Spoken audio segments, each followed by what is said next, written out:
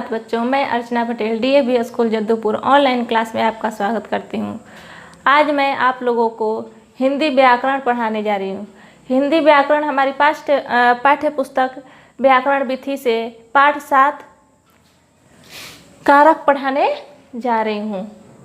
बच्चों, पहले हम लोग जान लेते हैं कि हिंदी व्याकरण से ही हमारे शुद्ध भाषा को लिखते हैं, बोलते हैं। व्याकरण के द्वारा ही हम लोग शुद्ध भाषा को लिखते और बोलते हैं। आज मैं आप लोग को कारक पढ़ाने जा रही हूँ। कारक किसे कहते हैं? तो कारक संज्ञा या सर्वनाम के जिस रूप से उसका संबंध वाक्य के दूसरे शब्दों से पता चले उसे हम कारक कहते हैं। जैसा कि फिर से मैं बताना चाहती हूँ आप लोग को, संज्ञा या सर्वनाम के जिस रूप से उसका संबंध वाक्य के दूसरे शब्दों से पता चले उसे हम क्या कहते हैं? कारक कहते हैं। जैसे यानी कि इसका उदाहरण है, कबूतर ने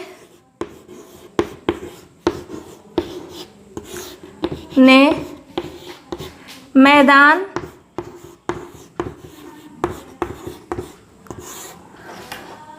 की ओर देखा।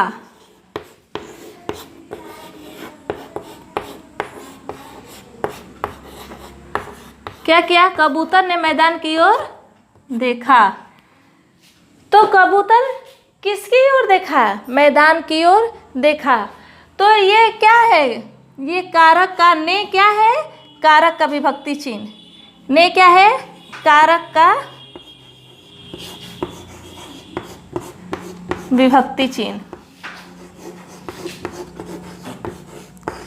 क्या है? विभक्ति चिन्ह है।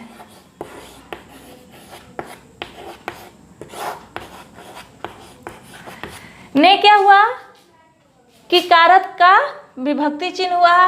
और ये क्या है? कबूतर कार्य करने का काम कर रहा है, तो ये क्या हो गया? कर्ता, यानी कि कारक का भेद कर्ता हो गया। अगर हम बिना विभक्ति चिन्ह की इस वाक्य को बनाए तो वाक्य का संबंध किसी से नहीं रहेगा।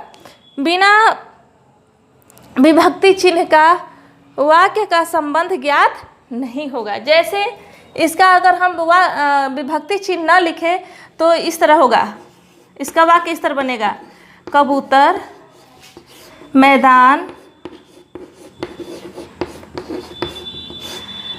मैदान और देखा। क्या हुआ? कबूतर मैदान और देखा। तो इससे वाक्य कंप्लीट नहीं लग रहा है, यानी कि इसका संबंध ज्ञात नहीं हो रहा है। अब हम लोग चलते हैं, कारक के कितने भेद होते हैं?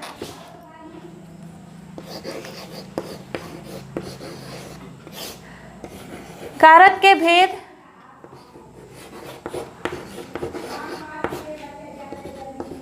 तो कारक के कितने भेद होते हैं? कारक के कितने भेद होते हैं? तो कारक के 8 भेद होते हैं। कौन कौन से? अब हम लोग इसको जान लेंगे। कारक के 8 भेद होते हैं।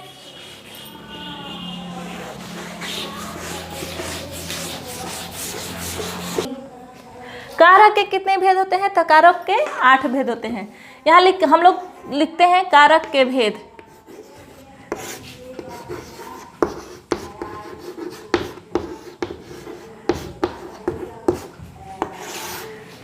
तो लिखेंगे कारक के 8 भेद होते हैं।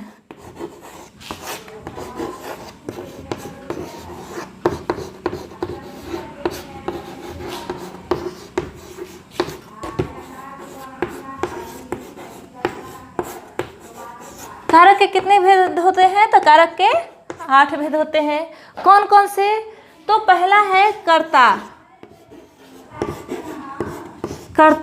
कारक। इसका विभक्ति चिन्ह होता है कर्ता ने। कर्ता का विभक्ति चिन्ह होता है ने। क्या होता है? ने। ये क्या हो गया? विभक्ति चिन्ह।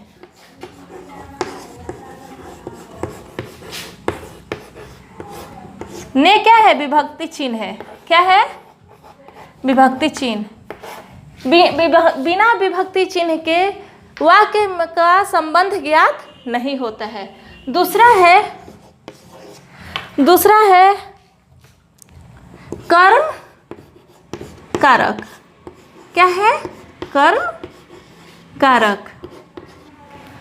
तो इसका विभक्ति चिन्ह हो जाएगा को। क्या हो जाएगा? को। ये क्या है? सेम विभक्ति चिन्ह है। किसका विभक्ति चिन्ह है? तो कर्म कारक का विभक्ति चिन्ह है। तीसरा है करण कारक। करण कारक।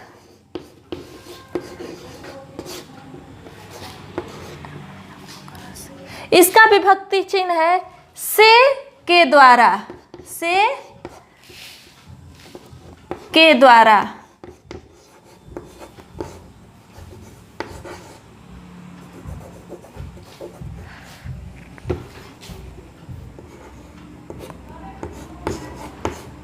इसका विभक्ति चिन्ह है से के द्वारा। किसका? करण कारक का। करण कारक का क्या है विभक्ति चिन्ह? से के द्वारा। ये क्या है? विभक्ति चिन्ह है।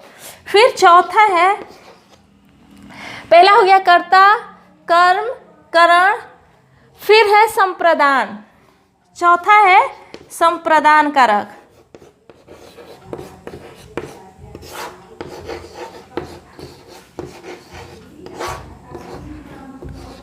इसका विभक्ति चिन्ह है के लिए। इसका विभक्ति चिन्ह है के लिए। सेम विभक्ति चिन्ह। संप्रदान कारक का विभक्ति चिन्ह क्या होता है? के लिए। फिर पांचवा है अपादान कारक। पांचवा क्या है? अपादान कारक।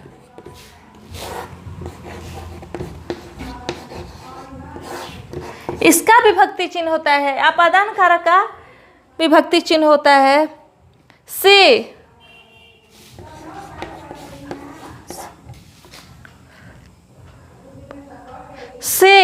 अपादान कारक का विभक्ति चिन्ह होता है से, यानी कोष्ठ में अलग होना। से यानी कि किसी भी चीज से अलग होना।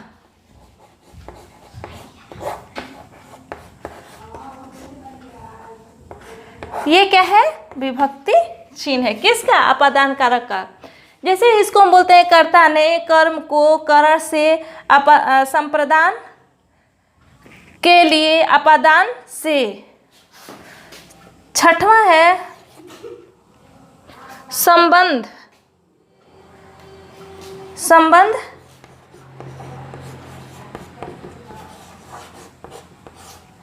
संबंध कारक। इसका विभक्ति चिन्ह होता है का के की। का के और की। किसका? का के की किसका विभक्ति चिन्ह है? तो संबंध कारक का विभक्ति चिन्ह है। अब यहाँ हम लोग सातवां नहीं हटा है, ऊपर में हम लोग सातवां लिखेंगे। अब सातवां है अधिकरण।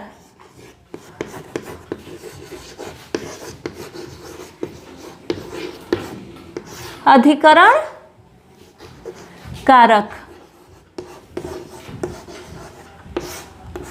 इसका विभक्ति चिन्ह होता है में पर। में पर किसका विभक्ति चिन्ह है? तो अधिकरण कारक का। अधिकरण कारक का क्या चिन्ह है? में पर। अब संबोधन। संबोधन जिसको हम लोग पुकारते हैं, उसमें अरे करते हैं, वो क्या है? संबोधन है। तो संबोधन आठवां संबोधन कारक।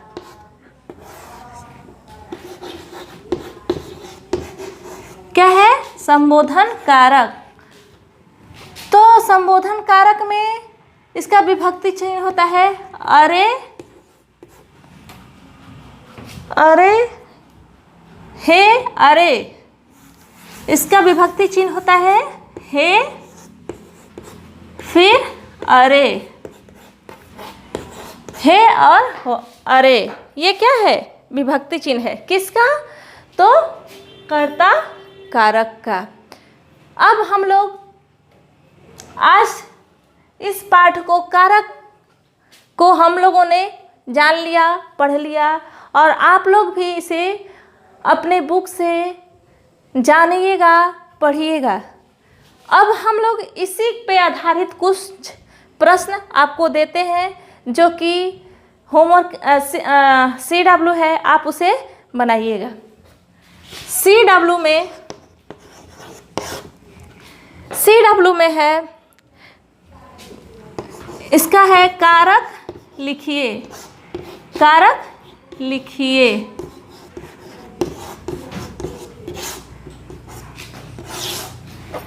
पहला क्वेश्चन है, ने कौन सा कारक है? ने कौन सा कारक है?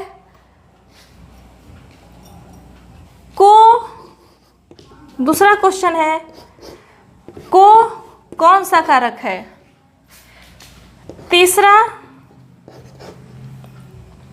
के द्वारा कौन सा कारक है? के द्वारा कौन सा कारक है? चौथा क्वेश्चन हो गया, से अलग, से अलग, ये कौन सा कारक है? फिर पांचवा क्वेश्चन है पर